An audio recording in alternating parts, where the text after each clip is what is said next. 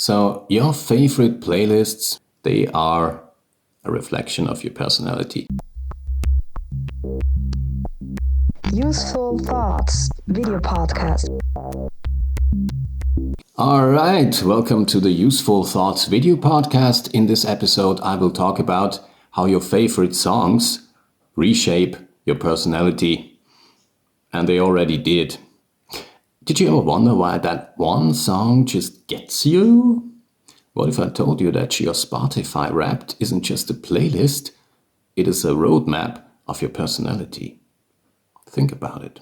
Let's dive deep into how the music we have been listening for years, for decades, reshaped and made us who we are. Some songs change our values and maybe even our daily decisions.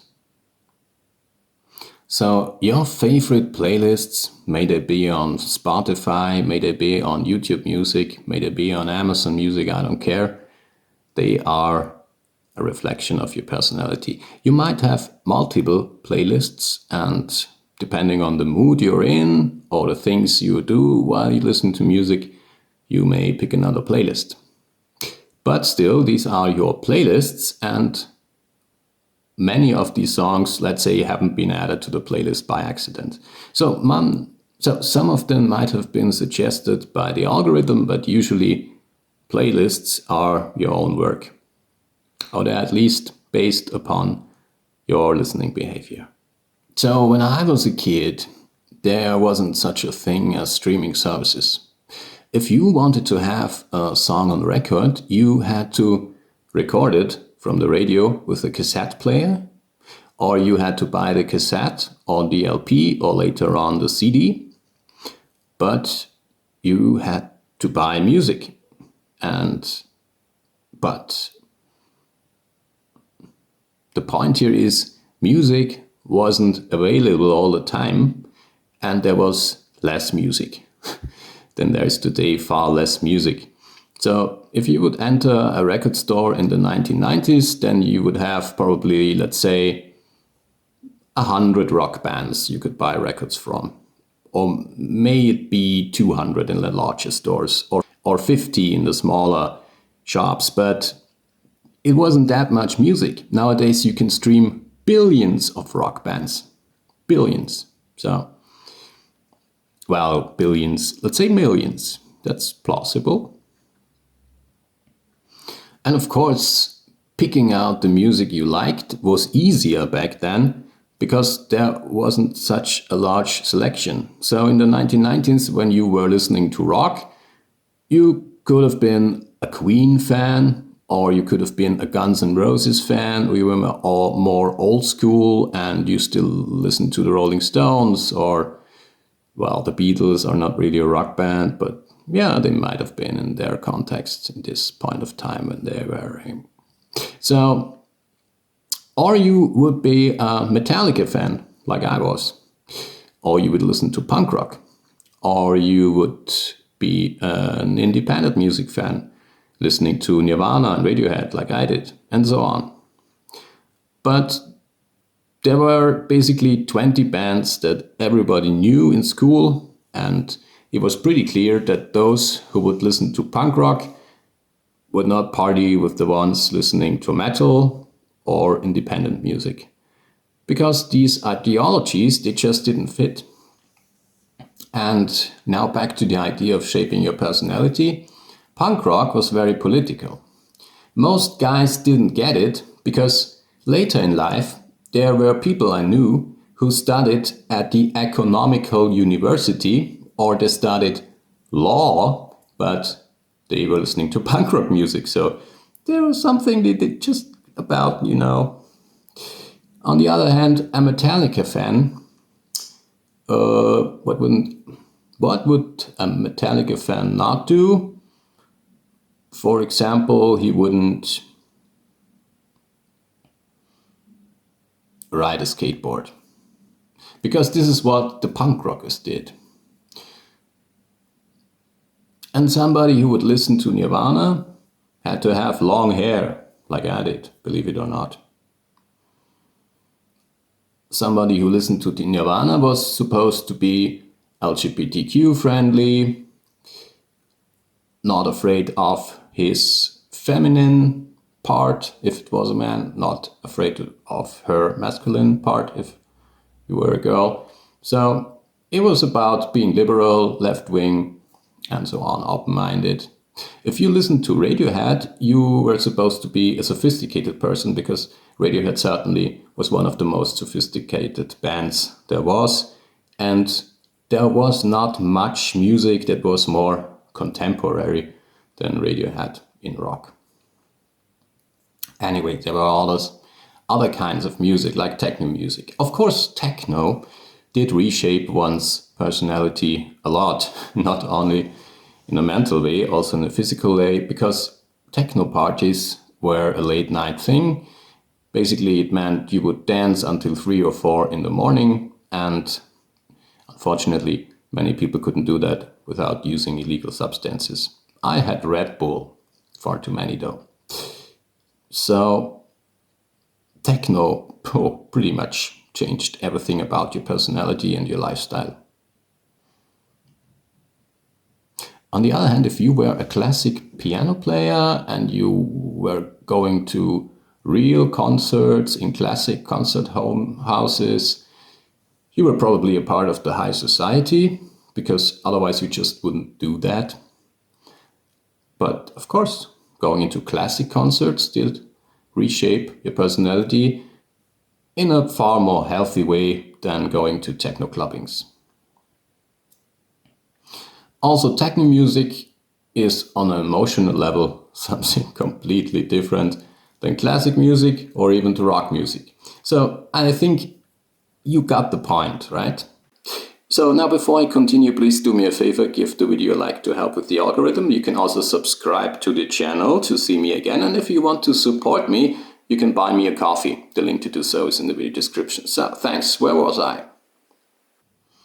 Yeah, well, let's talk about certain melodies that tap right into our brains and impact our moods immediately. I guess you have a couple of songs that you listen to when you are in a certain mood. Let's say you are in love and the relationship has just started. So you're super in love and there's actually something going on. Well, I'm pretty sure you have some songs that you like to listen to in such a moment. Or let's imagine you're sad because you broke up with someone or somebody died or something like that. Well, probably you have some music you listen to when you are sad. Sad music can actually support us for a short while, because when you're sad and you listen to sad music, you will have the feeling that somebody is sharing your emotions, sharing your pain, and that can make you safe for a while. But do not extend the phase of listening to sad music for too long, because the sad music will also enforce and recreate the sadness within yourself. So know when to stop when listening to sad music. It is scientifically proven that music impacts our mood and can also be a regulator for stress relief, actually. So next time you work on your playlists, you might not so much split your playlists up into certain genres, but rather split them out into certain moods. So, for example, I have a playlist that I use for cooking. And on the one hand, I cook at night mostly. So on the one hand, the music needs to be relaxing because I want to calm down. It's the end of the day. I want to have a nice time in my kitchen cooking. But on the other hand, the music needs to give me some energy to actually cook and not just sit around there. So my cooking playlist is a mixture of rock, independent, but there's also lots of country music in it, and some jazz and some South American music. South American music is especially great in winter because it gives you a feeling of warmness, whereas jazz gives you a feeling of easiness, and some rock hits are good to sing along while you cook. Be very careful with your sexy time playlists, because not all the girls or all the boys like the same music while they are in bed. Try not to pick songs that suggest to make fun of making love. Try not to play anything too cheesy. Do not play only female singers when you are a man and have a girl in your bed. They don't like that much. What else can I say about sexy time playlists? Yeah, I mean, it depends on the day and on the mood and so on. You can play techno in bed, why not?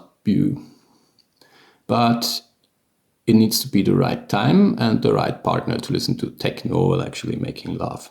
I hardly ever do that. Doesn't fit.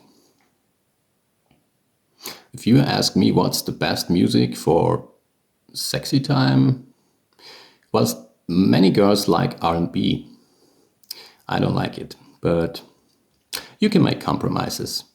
What I hate is listening to Coldplay. I really hate listening to Coldplay while making love. I feel it just doesn't feel right. I rather listen to Cigarettes After Sex. Actually, during sex and not after.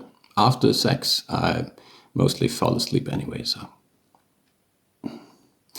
when you have somebody over, whoever it is, you can really increase the mood and create the right atmosphere depending on the music you play. Also, the volume of the music is very important. Is it supposed to be in the background? And just make it soft. Consider how much impact the music is supposed to have on your mood and pick the volume accordingly. Don't play too loud music. Doesn't make any sense. There's also a link between cognitive flexibility and musical tastes. People who only listen to one or two genres of music are not cognitively flexible. They're probably stupid. They're not open-minded. And of course, it's not only listening to music what influences your mind. It is also the ability to play a musical instrument. I started playing the guitar, then the bass guitar, then synthesizers, and then I even started singing. Well, I called it singing, wasn't really singing, but I tried. Learning to play a musical instrument is, of course, a super duper practice for connecting your mind to your body. You need to learn more skills. You have to be very good with your fingers and with your thinking. So, like when you play the guitar, you have something your left hand does, you have something your right hand does. And when you sing at the same time, there's even something your mouth is doing. So, whoa! It's a good training for your brains, I guess. So, to sum it up or to come to an ending of this episode, how will this be in the future? What will happen? I think AI is actually already influencing us because AI creates playlists. It does. At least it does on YouTube Music. I like the playlists AI creates for me. It knows what I want to listen to and also suggests me new stuff from time to time that I really appreciate. But what if AI becomes bad and tries to influence you politically by picking songs that contain some lyrics that are politically, you know what I mean? So we need to be careful with that.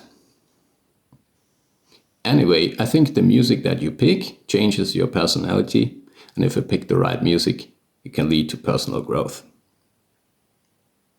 Evolving the musical taste must not stop. Also, if you have been a great listener to music for all of your life, share your stuff, share your playlists. We are all explorers in the world of music, and some pieces are just so great that we need to share them. I sent some of my favorite contemporary songs to a friend of mine from time to time, and sometimes she's like, wow, I didn't know that, it's really great. So yeah, I guess that's it for today. Here are some other videos you could watch, and there's some playlists. And as always, take care.